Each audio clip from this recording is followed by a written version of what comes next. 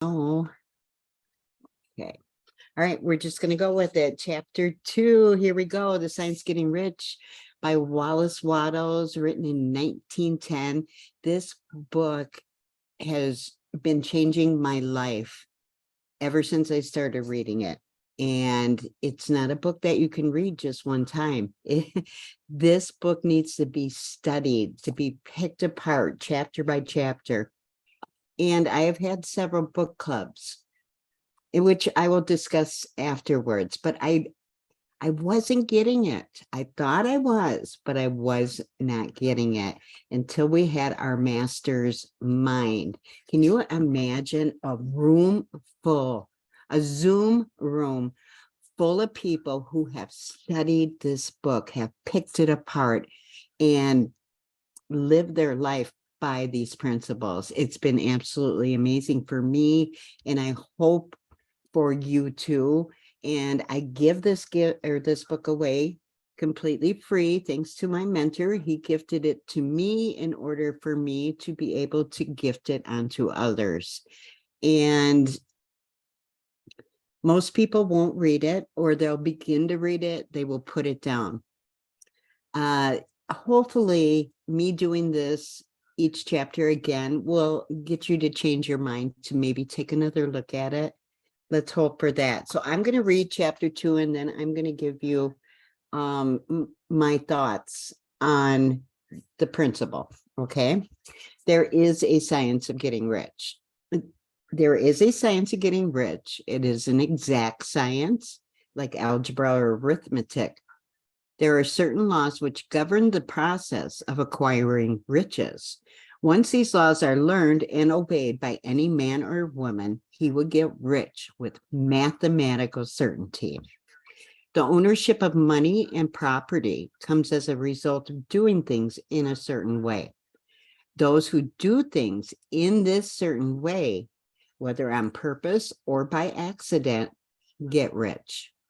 While those who do not do things in a certain way, no matter how hard they work or how able they are, they remain poor. It's a natural law that like causes always produce like effects, and therefore any man or woman who learns to do things in a certain way will infallibly get rich. That the above statement is true is shown by the following facts. Getting rich is not a matter of environment, for if it were, all the people in the certain neighborhoods would become wealthy. The people of one city would all be rich, while those of other towns would all be poor. Or the inhabitants of one state would roll in wealth, while those of an adjoining state would be in poverty. But everywhere we see rich and poor living side by side in the same environment and often engaged, often engaged in the same vocations. When two men are in the same locality and in the same business, and one gets rich while the other remains poor, it shows that getting rich is not primarily a matter of environment. Some environments may be more favorable than others, but when two men in the same business are in the same neighborhood and one gets rich while the other fails, it indicates that getting rich is the result of doing things in a certain way. And further, the ability to do things in this certain way is not due solely to the possession of talent. For many people who have great talent remain poor, while others who have very little talent get rich. Studying the people who have got rich, we find that they are an average lot in all respects, having no greater talents or abilities than other men. It is evident that they do not get rich because they possess talents and abilities that other men do not have, but because they happen to do things in a certain way. You're going to hear that a lot in this book, doing things in a certain way and acting in a certain way.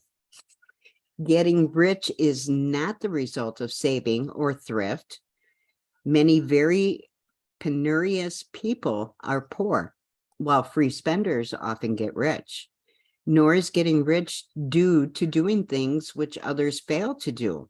For two men in the same business often do almost exactly the same things, and one gets rich while the other remains poor or becomes bankrupt. From all of these things, we must come to the conclusion that getting rich is the result of doing things in a certain way. If getting rich is the result of doing things in a certain way, and if like causes always produce like effects, then any man or woman who can do things in that way can become rich. And the whole matter is brought within the domain of exact science. The question arises here, whether this certain way may not be so difficult that only, or be so difficult that only a few may follow it. This cannot be true, as we have seen so far as natural ability is concerned. Talented people get rich and blockheads get rich. Intellectually brilliant people get rich and very stupid people get rich. Physically strong people get rich and weak and sickly people get rich. Some degree of ability to think and understand is, of course, essential. But insofar natural ability is concerned, any man or woman who has sense enough to read and understand these words can certainly get rich. Also, we have seen that there is not a matter of environment. Location counts for something. One would not go to the heart of the Sahara and expect to do a successful business. Getting rich involves the necessity of dealing with men and women, and of being where there are people to deal with. And if these people are inclined to deal in the way you want to deal, so much the better. But that is about as far as environment goes. If anybody else in your town can get rich, so can you. And if anybody else in your state can get rich, so can you. Again, it is not a matter of choosing some particular business or profession. People get rich in every business and in every profession, while their next door neighbors in the same vocation remain in poverty. It is true that you will do best in a business which you like and which is congenial to you. And if you have certain talents which are well developed, you will do best in a business which calls for the exercise of those talents. Also, you will do best in a business which is suited to your locality. An ice cream parlor would do better in a warm climate than in Greenland, and a salmon fishery will succeed better in the Northwest than in Florida, where there are no salmon.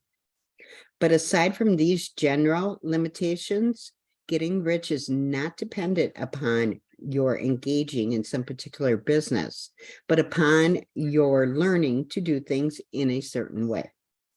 If you are now in business and anybody else in your locality is getting rich in that same business while you are not getting rich, it is because you are not doing things in the same way that the other person is doing them. No one is prevented from getting rich by lack of capital. True, as you get capital, the increase becomes more easily and rapid, but one who has capital is already rich and does not need to consider how to become so. No matter how poor you may be, if you begin to do things in a certain way, you will begin to get rich and you will begin to have capital. The getting of capital is a part of the process of getting rich. And it is part of the result which invariably follows the doing of things in a certain way. You may be the poorest man on the continent and be deeply in debt. You may have neither friends, influence, nor resources. But if you begin to do things in this way, you must infallibly begin to get rich. For like causes must produce like effects. If you have no capital, you can get capital. If you are in the wrong business, you can get in the right business. If you are in the wrong location, you can go to the right location. And you can do so by beginning in your present business and in your present location to do things in the certain way which causes success. Okay. So, all right, so let's talk about this chapter a little bit. I think this was eye-opening for me when we did the mastermind on this chapter. We had a participant other than my mentors and some very influential people all got together and we studied this book. And I'm telling you, you can think of things a specific way. And if your perception is not exactly as it should be according to this principle, it doesn't matter what you do, it's not going to happen for you. So doing that, keep those two things in mind going through this book, acting in a certain way and thinking in a certain way. So at the beginning of the chapter, Wattles, he tells us that it is an exact science like algebra or arithmetic. It's crazy. We know that we know what the principles are, but what truly matters in this book, The Science of Getting Rich, the principles work no matter who applies it, as long as it's applied correctly and understood correctly. So once you take the principle, and then you put your own interpretation on top of it, then it is no longer a principle. It is now your idea. Let me say that again. A principle works for anybody as long as they apply the principle. But what happens is people see the principle and then they put their own understanding and interpretation on top of it. And it's no longer a principle. It's now a hypothesis. So how interesting, right? So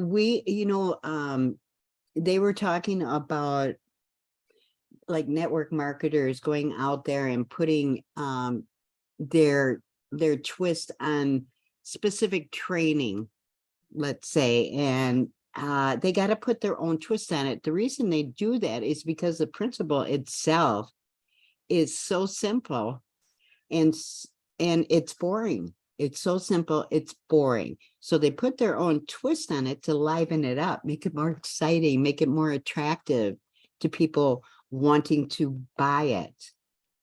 But what actually happens is the opposite, because they put their own, it's like, they explained it like micro principles, and then you got, or macro principles and micro principles. We're adding all these little things on top of it to make it seem more appealing than what it actually is. That is how simple these principles are.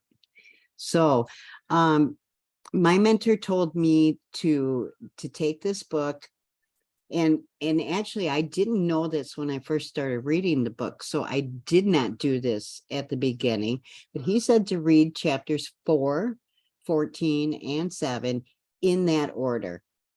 Okay, you do that before you even open up the book. And I thought of it after the fact, but I should have conducted this series just like that, but I did not do that.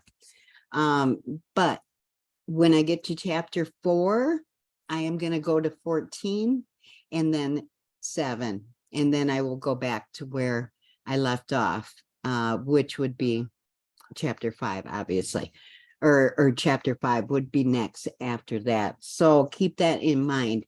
I do give this book away if anybody does not have it. I didn't have a chance to put details in there when I do a live like this. I'm not sure why, but once I figure that out, I will have the link to the book in the description. So Thank you so much for being here. Next Tuesday will be chapter 3.